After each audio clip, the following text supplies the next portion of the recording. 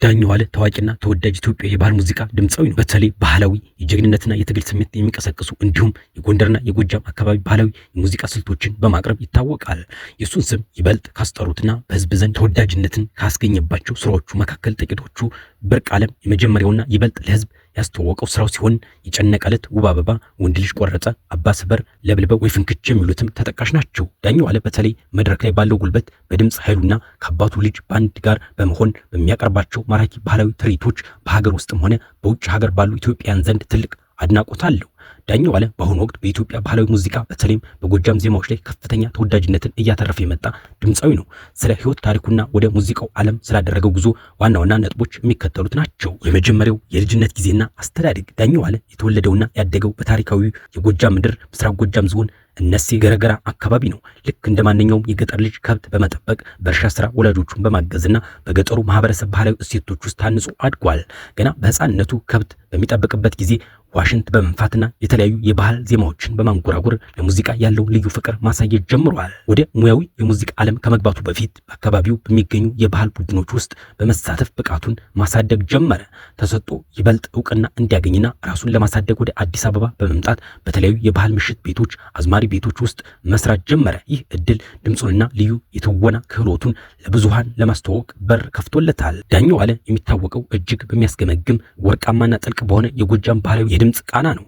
በዩቲዩብ እና በተለያዩ ማህበራዊ ሚዲያዎች ላይ የለቀቃቸው ባህላዊ ነጠላ ዜማዎች እና የሙዚቃ ቪዲዮዎች፣ ክሊፖች በአጭር ጊዜ ውስጥ በሚሊዮን የሚቆጠሩ እይታዎችን አግኝተዋል።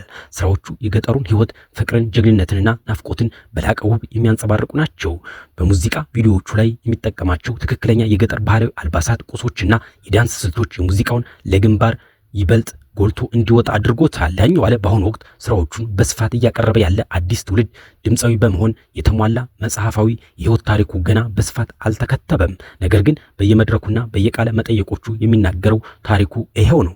ዳኛው ዋለ ሙዚቃዎቹና ዜማዎቹ በኢትዮጵያ ባህላዊ ሙዚቃ ስነ ጥበብ ውስጥ በአጭር ጊዜ ውስጥ ትልቅ ማዕበል መፍጠር የቻሉ ናቸው። ስራዎቹ ለየት የሚያደርጓቸው እና በአድማጮች ዘንድ ተወዳጅ እንዴት ሆኑ የሚለውን ስንመለከት ደግሞ የመጀመሪያው የዜማዎቹና የቅኝቱ መነሻ።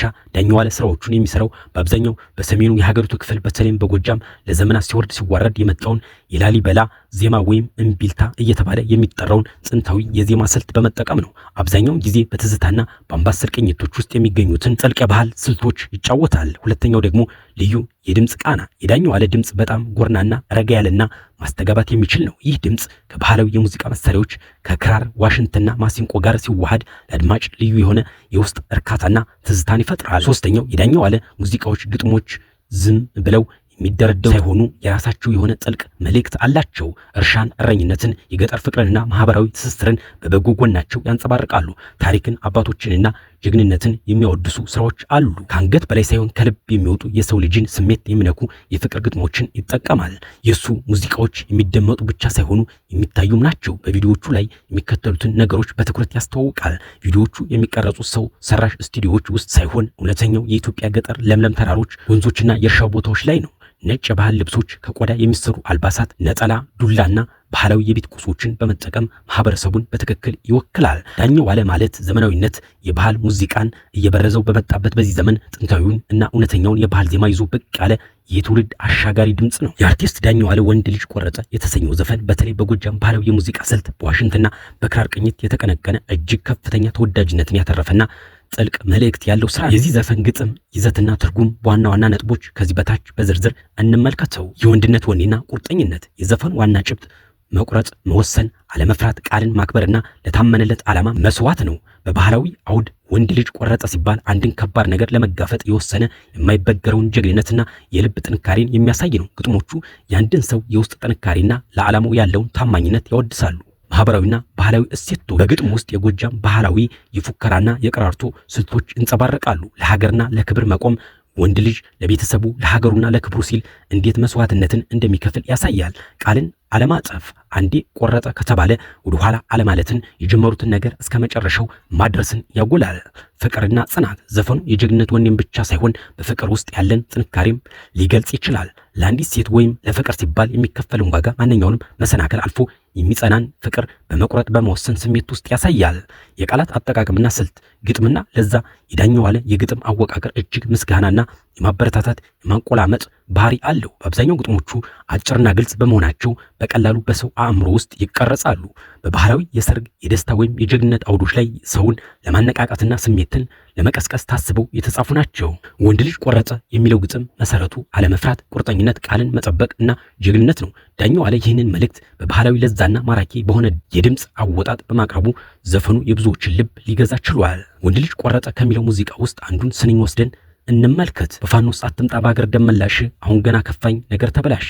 ይህ ስንኝ በባህላዊ የፉከራ የቀረርቶና የጀግንነት ዜማዎች ውስጥ ትልቅ ስፍራ ያለውና እጅግ ጥልቅ ስሜትን የሚገልጽ ግጥም ነው። ግጥሙ በቀጥታ ከዘፈኑ ርዕስ ወንድ ልጅ ቆረጠ ጋር በጥብቅ ይገናኛል። በፋኖስ አትምጣ በሀገር ደመላሽ፣ የሀገር ደመላሽ። ይህ ቃል በሀገሩ ላይ ለደረሰ በደል፣ ለፈሰሰ ደምና ለተደፈረ ክብር ብድሩን የሚመልስን ጀግናን የሚገልጽ ነው። በፋኖስ አትምጣ፣ ይህ ዘይቤያዊ አገላለጽ ነው። ፋኖስ ጨለማን ለማብራት የሚጠቅም ደካማ ብርሃን ነው። ጀግናው ደመላሹ ሲመጣ በፋኖስ ብርሃን በጥቃቅንና በማያወላዳ መንገድ ሳይሆን ጠላትን በሚያንቀጠቅጥና በማያዳግም እርምጃ መምጣት እንዳለበት ያሳስባል። በሌላ በኩል ደግሞ በፋኖስ አትምጣ ሲል ራስህን አታጋልጥ፣ ጠላት እንዳያይህ በብልሃትና በስልት ተጓዝ የሚል የጥንቃቄ መልእክትንም በውስጡ አዝሏል። አሁን ገና ከፋኝ ነገር ተበላሸ። ይህ መስመር የትዕግስት ማለቅንና የመጨረሻውን የብሶት ጥግ ያሳያል። ነገር ተበላሸ ሲል ሁኔታዎች ከቁጥጥር ውጭ መሆናቸውን በሰላም ወይም በዝምታ የሚታለፍበት ጊዜ ማብቃቱን ይገልጻል። አሁን ገና ከፋኝ የሚለው ሐረግ ደግሞ በደሉ ወደ ልብ ዘልቆ መግባቱንና ቁስሉ መመረዙን ያሳያል። ከወንድ ልጅ ቆረጠ ጭብጥ ጋር ያለው ቁርኝት አንድ ሰው የሚቆርጠው ውሳኔ ላይ የሚደርሰው ነገሮች ሁሉ ሲበላሹና ትዕግስት ሲያልቅ ነው። ይህ ስንኝ በዘፈኑ ውስጥ የገባው ጀግናውን ለምን ወደ ጦር ሜዳ ወይም ወደ ትግል መግባት እንዳስፈለገው ሰበቡን ለማስረዳት ነው። በሀገር ላይ የመጣው ጠላት ወይም የተፈጠረው በደል ዝም የሚያስብል ባለመሆኑ ወንድ ልጅ በቆራጥነት መነሳት እንዳለበት ለማነሳሳት ነው። አጠቃላይ ስንኙ የብሶት የቁጭትና ወደማይቀለበስ ጀግንነት የመሻገር የመቁረጥ የመጨረሻ ድምጽ ነው። በመጨረሻም በአዲስ አበባ የቤት ኪራይ ጣራ መድረሱ ተገለጸ። በአዲስ አበባ ከተማ እያጋጠመ ያለው የቤት ኪራይ ዋጋ መናር ከነዋሪዎች የመክፈል አቅም በላይ እየሆነና ጣሪያ እየነካ መምጣቱ ተሰምቷል። በአሁኑ ወቅት በከተማዋ በተለያዩ አካባቢዎች የመኖሪያ ቤት ኪራይ ዋጋ ከዚህ ቀደም ታይቶ በማይታወቅ ሁኔታ እያሻቀበ የሚገኝ ሲሆን ለአንድ መደበኛ ክፍል ቤት ከ25,000 እስከ 30,000 የኢትዮጵያ ብር እየተጠየቀ ይገኛል። ባለ ሁለትና ባለ ሶስት መኝታ ክፍሎች ደግሞ ዋጋቸው በአስገራሚ ሁኔታ ከፍተኛ ከመሆኑ የተነሳ ለነዋሪዎች ለመጥራት እንኳን የሚያስፈራ ደረጃ ላይ መድረሱ ተነግሯል።